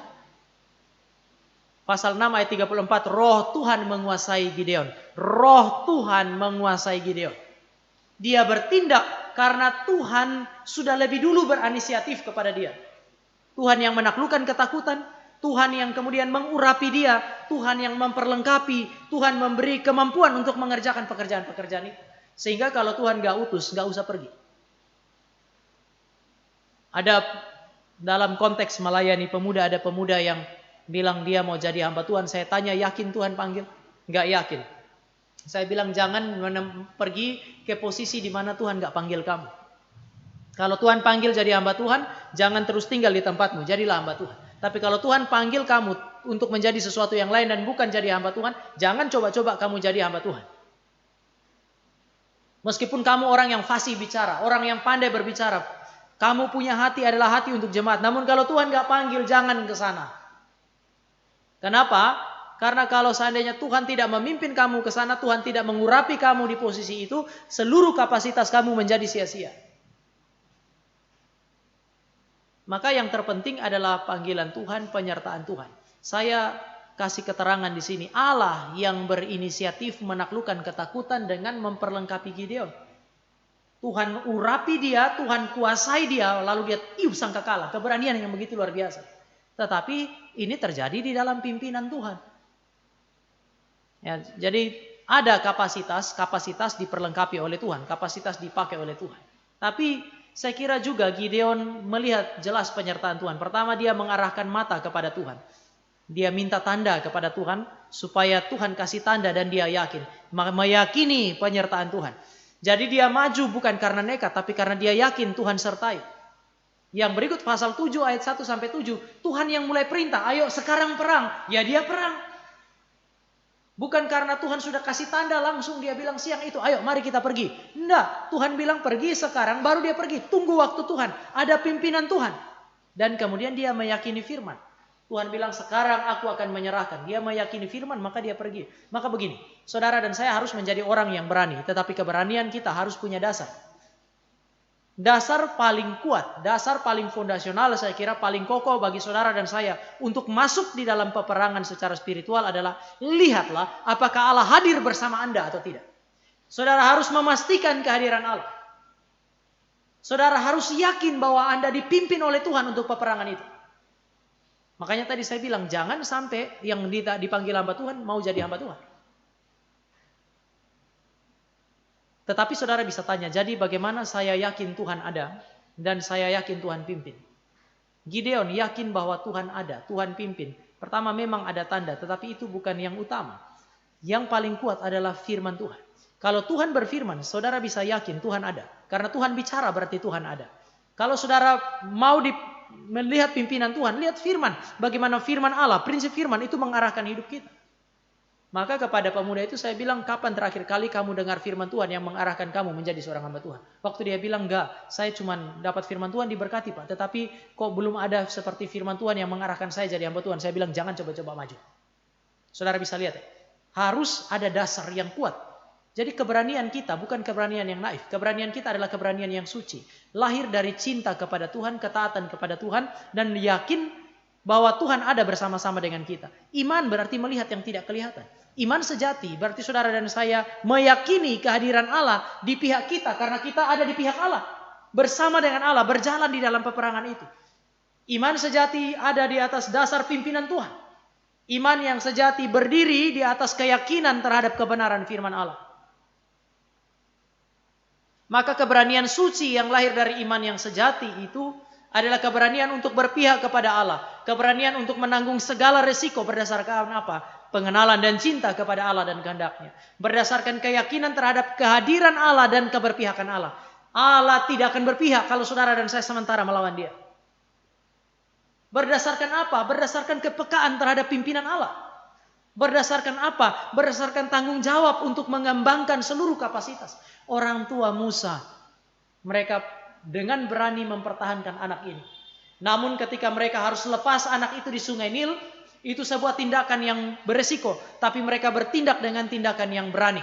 Pertama, mereka bikin keranjang, lalu mereka anyam keranjang itu ditutup dengan ter. Untuk memastikan bahwa air tidak masuk ke dalam, air sungai Nil tidak masuk ke dalam keranjang. Tetapi bukan hanya itu, saudara. Di situ dikatakan bahwa mereka mencampur ter dengan gala-gala. Saudara, para penafsir mengatakan bahwa bau gala-gala itu membuat buaya itu menjauh. Maka ter dan gala-gala dicampur. Dia sudah menggunakan kapasitas akal budinya. Segala sesuatu secara maksimal. Dan Tuhan pakai. Jangan menjadi orang beriman yang juga pada akhirnya tidak bertanggung jawab. Iman tanpa tanggung jawab bukan iman yang sejati. Iman yang buta, iman yang nekat, bukan iman yang sejati. Yang terakhir, gairah untuk kemuliaan Tuhan.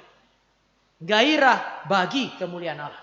Kalau ada iman yang sejati, saudara dan saya bergairah melayani Tuhan, berjuang maksimal untuk apa? Untuk kemuliaan Tuhan. Saya mulai dengan gairah Allah bagi kemuliaan. Kalau saudara perhatikan pasal 7 ayat 2, 32.000 tentara Israel dikurangi. Bagi Gideon ini 32.000 terlalu sedikit. Tuhan bikin lebih sedikit lagi sampai 300. Supaya apa? Supaya Israel tidak memegahkan diri. Pasal 7 ayat 2. Berfirmanlah Tuhan kepada Gideon, terlalu banyak rakyat yang bersama-sama dengan engkau itu daripada yang ku kehendaki untuk menyerahkan orang Midian ke dalam tangan mereka. Jangan-jangan orang Israel memegahkan diri terhadap aku sambil berkata, tanganku sendirilah yang menyelamatkan aku. Supaya orang Israel tidak mencuri kemuliaan Tuhan, kita sering pakai istilah itu, Tuhan bilang kurangi sampai 300. Dengan mengalahkan 135.000 orang dengan 300 orang, berarti orang Israel akan melihat tangan Tuhanlah yang menyertai mereka. Tuhan yang berperang bagi mereka, Tuhan yang menyerahkan Midian bagi mereka. Ini adalah pukulan bagi orang-orang yang takut. Yang pulang tadi, pulang karena takut. Mereka takut, Tuhan akan tunjukkan, kenapa kamu takut? Aku adalah Allah yang berperang bagi kamu. Hari ini kalau saudara bergumul, pertanyaannya mengapa engkau takut? Apakah Allahmu adalah Allah yang mati? Kalau Allahmu adalah Allah yang hidup, jangan takut. Karena Tuhan juga berjuang untuk kemuliaannya, dan dalam konteks itu dia mempermalukan orang-orang yang takut. Sekaligus dia juga akan mempermalukan orang-orang yang selama ini bermegah diri. Seolah-olah Israel itu bertahan hidup oleh karena mereka berjuang. Tidak. Tuhan mau bilang bahwa hidup mereka hari itu, kemenangan mereka adalah pemberian Allah. Jadi mengajar mereka untuk melihat Allah dan mensyukuri kehadiran Allah. Dalam konteks berperang dengan 300 orang dan memperoleh kemenangan, itu bukan Israel punya usaha, bukan Gideon punya kemampuan, tetapi anugerah Allah. Bahkan ketika itu pun 300 orang itu seolah-olah tidak bikin apa-apa kan. Orang Midian dan orang Amor itu mereka saling bunuh satu sama lain dan kemudian habis mereka semua. Tuhan yang bertindak. Untuk apa? Untuk menyatakan kemuliaannya. Tuhan tidak mau kemuliaannya dinodai. Tuhan tidak mau kemuliaan dirampas. Ini gairah Allah bagi kemuliaannya. Dan bagi saya, Gideon punya iman yang sejati. Iman sejati membuat Gideon memiliki afeksi yang sama, gairah yang sama dengan Allah. Dia merindukan kemuliaan Allah dari pelayanannya dia. Saudara bisa lihat pasal 8. Kita masuk di bagian akhir. Pasal 8 ayat 22 sampai 23. Gideon punya jasa besar, saudara. Maka wajar orang Israel datang dan bilang, biarlah engkau memerintah kami. Mau menjadikan Gideon sebagai pemimpin, sebagai raja. Baik engkau, baik anakmu maupun cucumu. Ini berarti raja ini dia. Kalau kamu jadi pemimpin kami, anakmu, cucumu, langsung orang Israel sementara bicara konsep raja. Biar kamu jadi raja atas kami. Sebab engkaulah yang telah menyelamatkan kami dari tangan orang Midian. Kamu yang menyelamatkan kami dari tangan orang Midian. Gideon gak bilang, ya benar. Puji Tuhan. Saya yang menyelamatkan kamu. Tidak. Gideon tahu persis pasal yang ke-7 ayat yang kedua tadi. Bukan saya tetapi Tuhan. Bukan Israel tetapi Tuhan. Aku yang menyerahkan bangsa itu kepada Gideon tahu persis itu. Maka Gideon bilang di dalam ayat 23. Aku tidak akan memerintah kamu. Dan juga anak-anakku tidak akan memerintah kamu. Berarti saya tidak akan jadi raja atas kamu. Tetapi Tuhan yang memerintah kamu. Saudara, sebuah keputusan yang berani setelah dia korbankan segala sesuatu. Dia layak jadi raja. Saya pun percaya dia layak jadi raja. Tetapi dia memutuskan untuk tidak. Enggak, saya enggak akan jadi raja. Tuhan yang akan jadi raja. Tuhan yang akan menjadi pemimpin bagi kamu.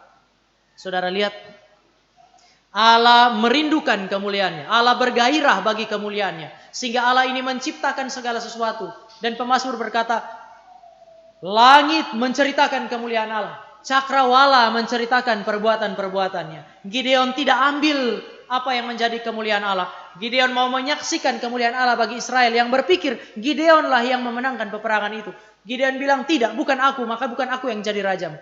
Allah yang menjadi rajamu, Allah yang menjadi pemimpinmu. Karena dia yang memenangkan peperangan ini. Iman sejati membangkitkan hasrat yang suci, gairah yang suci di dalam hati umat Allah, yaitu gairah untuk mempermuliakan Allah. Apakah gairah ini ada di dalam hati Anda dan saya atau tidak? Kalau saudara dan saya memutuskan untuk tidur, memutuskan untuk tidak melayani dia, gairah ini tidak ada di dalam dirimu dan di dalam diri saya, mungkin iman yang sejati itu tidak pernah ada. Gideon begitu hebat. Minggu yang lalu saudara dan saya lihat kekurangannya. Hari ini saudara dan saya bicara mengenai seluruh kapasitas yang telah Tuhan pakai. Dan kemudian saudara dan saya lihat betapa mulianya Gideon. Orang Israel lihat itu. Saya mau tutup dengan satu catatan yang juga diberikan oleh hakim-hakim. yaitu tidak ada pemimpin sempurna. Singkat saja, baju efod. Setelah orang Israel minta jadi raja, dia tidak mau, tapi dia suruh kumpul emas yang terbaik, lalu kemudian itu semua dipakai untuk membuat baju efod. Keluaran pasal 28, baju efod adalah pakaian imam. Di dalam Bilangan 27 ayat 21, di baju efod itu ada urim dan tumim yang dipakai oleh orang Israel untuk bertanya kepada Tuhan. Jadi waktu mereka tanya kepada Tuhan, imam datang kepada Tuhan, minta keputusan-keputusan Tuhan, apa yang terjadi? Allah akan berbicara, memberi petunjuk melalui urim dan tumim. Rupanya, meskipun sudah ada imam, hari itu lepas dari imam itu baik atau buruk, Gideon berpikir daripada repot-repot minta petunjuk Tuhan melalui imam, ya sudah bikin baju efod yang ada urim dan tumim, jadi saya tanya sendiri saja kepada Tuhan. Sebenarnya ini keputusan yang tidak perlu, saudara.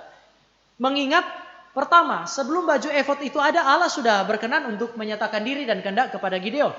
Yang kedua, kita juga mesti mengingat bahwa imam adalah sebuah posisi sakral pada masa itu, miliknya orang Lewi. Sehingga seharusnya urusan baju efod, pembuatannya pun itu kan saudara dan saya tahu bahwa pembuatan baju efod itu ada kriteria tersendiri.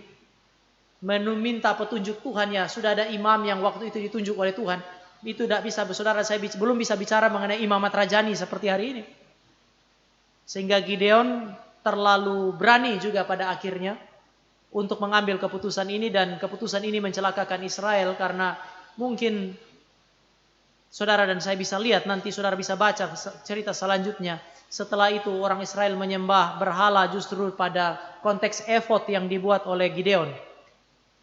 Lalu saudara dan saya juga bisa lihat bahwa Gideon ini adalah Gideon yang poligami.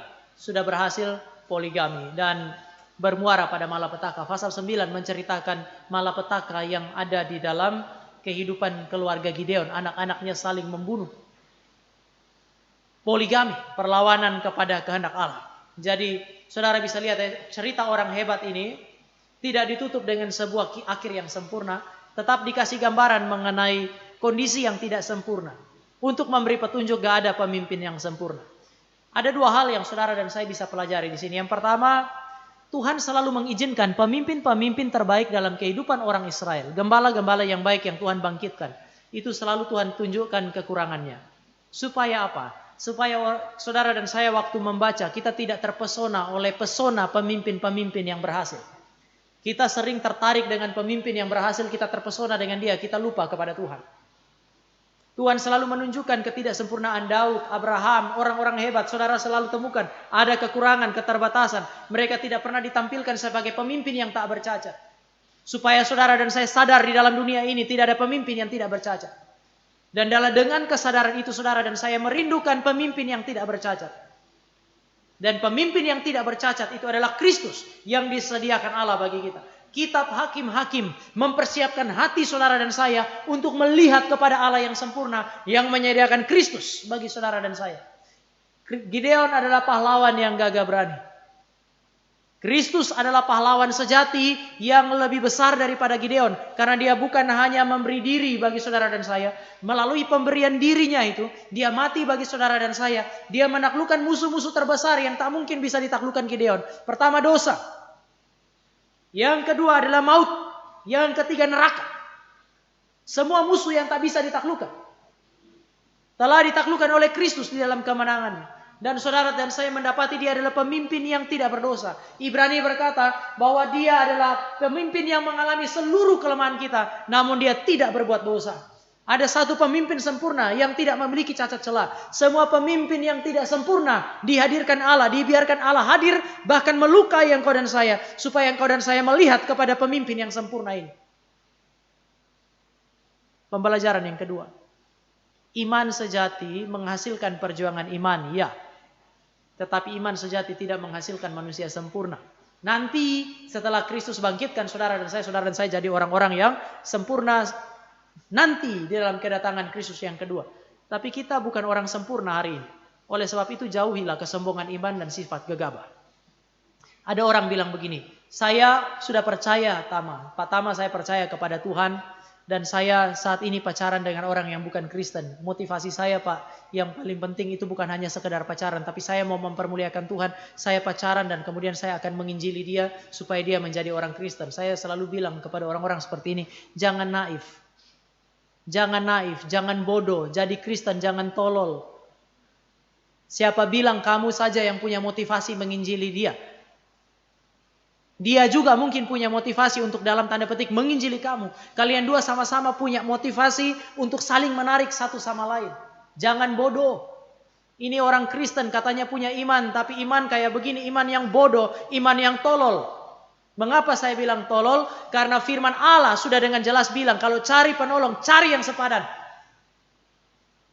Sepadan berarti orang yang berdiri di depan kita, kita lihat Tuhan dan kemuliaan Tuhan dalam diri dia. Sepadan berarti dia kalau di belakang dia dorong kita untuk mempermuliakan Tuhan. Bagaimana mungkin kamu mau mempermuliakan Allah dengan melanggar firman Allah yang suci? Jangan bodoh. Itu tindakan yang sombong. Maka saya pernah bilang kepada beberapa pemuda yang pernah ngobrol dengan saya dengan pertanyaan itu. Saya bilang, siapa lebih bijak dari Salomo? Salomo orang yang begitu bijaksana. Tetapi bijaksana aja dia tidak menolong dia. Waktu dia kawin, dia menikah dengan perempuan-perempuan yang tidak percaya. Dan Alkitab dengan jelas berbilang perempuan yang tidak percaya itu menarik hatinya. Cinta kuat seperti maut. Ada orang yang bilang, Pak, saya mau coba melayani pelacur dengan cara pergi kepada pelacur. Enggak salah dengan itu. Saya tanya bagaimana caranya. Ya saya akan pergi, saya akan bayar. Karena kalau tidak bayar kan nggak bisa. Jadi saya akan masuk ke kamarnya dia. Lalu saya akan menginjili dia. Bah, kamu menginjili dia atau nanti dia menginjili kamu? Yang saya mau katakan adalah iman yang sejati membuat saudara dan saya berani mengambil resiko. Tapi tidak sombong dan gegabah. Karena iman sejati tidak membuat engkau dan saya jadi manusia-manusia sempurna. Sebaliknya iman yang sejati itu membuat saudara dan saya berani mengambil resiko, tetapi dengan pertimbangan-pertimbangan yang matang. Dalam tanda petik begini, saudara dan saya berani dan setia berdasarkan kebenaran firman Allah, pimpinan Tuhan. Jangan berani dengan membuat saudara dan saya, jangan sampai keberanian kita itu membuat kita justru melawan Tuhan dan kehendaknya. Itu bukan keberanian, itu sembrono. Berani karena taat firman. Berani tidak diekspresikan dengan melawan firman. Berani tidak dilakukan tanpa dasar. Saya kira ini adalah hal-hal yang saudara dan saya bisa belajar dari Gideon. Tuhan memberkati kita. Mari kita berdoa. Kami bersyukur untuk firman. Kami bersyukur kami boleh belajar dari orang besar bernama Gideon. Tapi kami bersyukur dari orang besar ini kami boleh melihat pribadi yang lebih besar. Yaitu Kristus, pahlawan terbesar di dalam kehidupan kami. Biarlah firman Tuhan mengarahkan mata kami kepada Kristus dan menundukkan kami kepada Kristus. Di dalam nama Tuhan Yesus kami berdoa, mengucap syukur untuk firman dan memohon anugerah Tuhan supaya firman tergenapi di dalam kehidupan kami. Amin.